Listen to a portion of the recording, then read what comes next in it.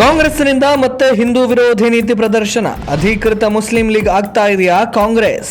ವಿಜಯ್ ನೇತೃತ್ವದ ಹೊಸ ಸರ್ಕಾರದ ಮೊದಲ ಅಧಿವೇಶನದಲ್ಲಿ ವಿರೋಧ ಪಕ್ಷದ ನಾಯಕನಾಗಿ ಅಧಿಕಾರ ಸ್ವೀಕರಿಸಿ ಮಾತನಾಡಿದ ಉದಯನಿಧಿ ಸ್ಟಾಲಿನ್ ತಮ್ಮ ಚೊಚ್ಚಲ ಭಾಷಣದಲ್ಲೇ ಸನಾತನ ನಿರ್ಮೂಲನೆಯ ಬಗ್ಗೆ ಮಾತನಾಡಿ ವಿವಾದವನ್ನು ಸೃಷ್ಟಿಸಿದ್ದಾರೆ. ಹೊಸ ವಿಧಾನಸಭೆಯನ್ನು ಉದ್ದೇಶಿಸಿ ಮಾತನಾಡಿದ್ದ ಉದಯನಿಧಿ ಸ್ಟಾಲಿನ್ ಜನರ ನಡುವೆ ತಾರತಮ್ಯ ಮಾಡುವ ಸನಾತನ ಧರ್ಮವನ್ನ ನಿರ್ಮೂಲನೆ ಮಾಡಬೇಕು. ಡಿಎಂಕೆ ಅಸ್ತಿತ್ವಕ್ಕೆ ಬಂದಿದ್ದೇ ಸನಾತನ ಧರ್ಮದ ವಿರುದ್ಧ ಹೋರಾಡಲು. ಈ ಹೋರಾಟ ಗುರಿ ಮುಟ್ಟುವವರೆಗೂ ಮುಂದುವರಿಯುತ್ತದೆ ಅಂತ ಹೇಳಿದರು. ಉದಯನಿಧಿ ಸ್ಟಾಲಿನ್ ಹೇಳಿಕೆಗೆ ಬೆಂಬಲವಾಗಿ ಮಾತನಾಡಿರುವಂತಹ ಮುಸ್ಲಿಂ ನಾಯಕ ಕಾಂಗ್ರೆಸ್ ಶಾಸಕ ಜೆಎಂಎಚ್ ಅಸ್ಸಾನ್ ಮೌಲಾನಾ ಎನ್ಡಿಎಯನ್ನ ತಮಿಳುನಾಡು ತಿರಸ್ಕರಿಸಿದೆ, ಅದರ ಅರ್ಥ ತಮಿಳುನಾಡಿನಿಂದ ಸನಾತನ ಧರ್ಮ ಈಗಾಗಲೇ ಮುಕ್ತವಾಗಿದೆ ಅಂತ ಹೇಳಿಕೆ ನೀಡಿದ್ದಾರೆ. ಟಿವಿಕೆ ಜೊತೆ ಸೇರಿ ಸರ್ಕಾರ ರಚಿಸಿರುವಂತಹ ಕಾಂಗ್ರೆಸ್ ತನ್ನ ಶಾಸಕನ ಮೂಲಕ ಹಿಂದೂ ಧರ್ಮವನ್ನ ನಾಶಪಡಿಸುತ್ತೇವೆ ಅಂತ ಹೇಳಿಕೆಗೆ ಸಹಮತವನ್ನ ವ್ಯಕ್ತಪಡಿಸಿದೆ. ತಮಿಳುನಾಡು ಕಾಂಗ್ರೆಸ್ಸಿನ ಈ ಹಿಂದೂ ವಿರೋಧಿ ನಿಲುವು ದೇಶಕ್ಕೆ ಅನ್ವಯಿಸುತ್ತದೆ.